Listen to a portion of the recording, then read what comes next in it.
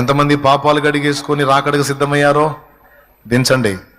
మీ అందరికీ ఆ మహిమ శరీరం వస్తుంది, మనందరికీ ఆ మహిమ శరీరం వస్తుంది. దేవుడు చిత్తమైతే అప్పుడు మనం ఇక్కడికి కూడా రావచ్చు.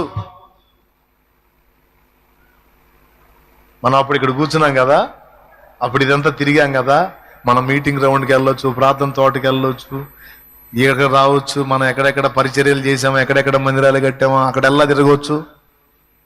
మామూలుగా ఉండదు. ఒక్కోసారి అవన్నీ తలుచుకుంటా ఉంటే తొందరగా వస్తే బాగుండు అనిపిస్తూ ఉంటుంది. కానీ జరిగింది. నేనేదో కహానీలు చెప్పట్లా, కథలు చెప్పట్లా.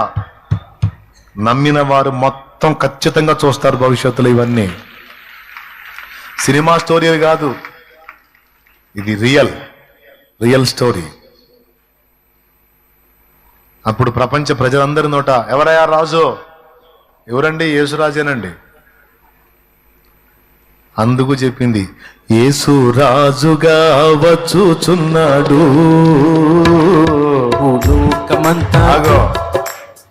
నాడు ఎట్లా వచ్చాడు? నాడు ఎలా వచ్చాడు?